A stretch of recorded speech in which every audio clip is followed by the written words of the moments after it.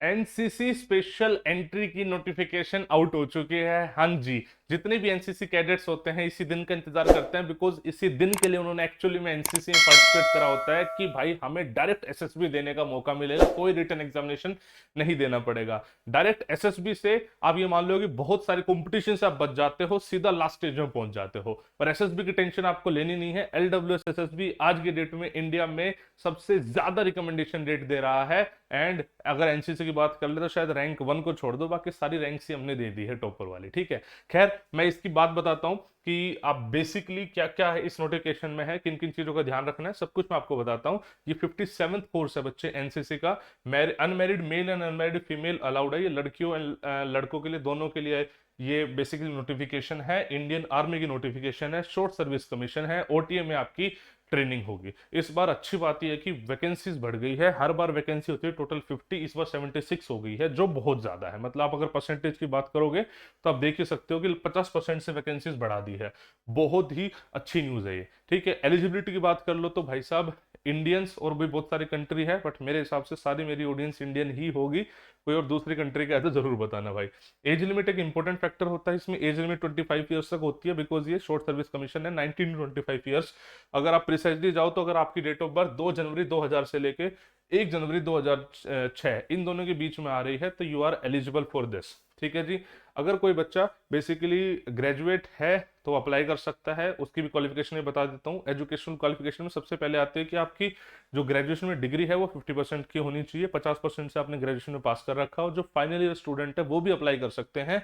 NCC C certificate आपके पास होना चाहिए। अगर जो बच्चा बेसिकली, सुनो, एनसीसी में 2 से 3 साल तक जिसने सर्व करा है वो इसके लिए एलिजिबल है एक्चुअली, तभी वो सी सर्टिफिकेट मिल पाता है।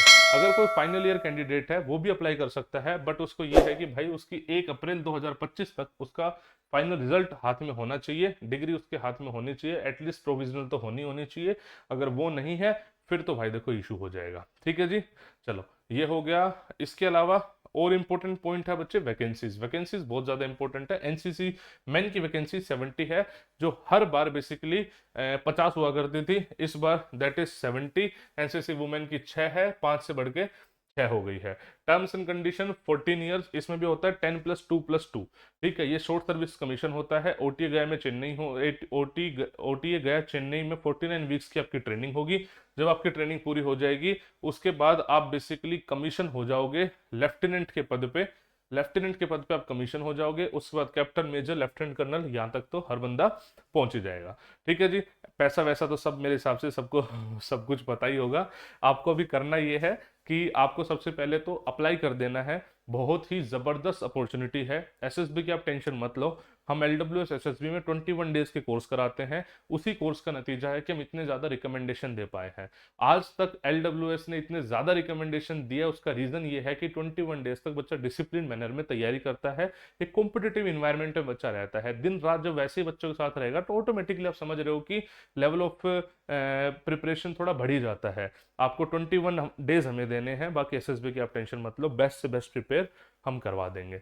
आज की डेट में मतलब आप ये मान लो कि पूरे अगर 1 से 1.5 साल की जर्नी की हम बात करें, 350 से ज्यादा ऑफिसर हमने दिए हैं। एंड जो भी आप एग्जाम सोच सकते हो हर एग्जाम में टॉप रैंकर्स हम दे चुके हैं। ठीक है, उसकी बदौलत मतलब ये कोर्स की बदौलत जो भी हो रहा है। कोई दिक्कत कोई परेशानी हो कमेंट सेक्शन में पूछ सकते हो, दिए हुए नंबर पे कॉल कर सकते हो। ठीक है जी। जय हिंद, जय भारत।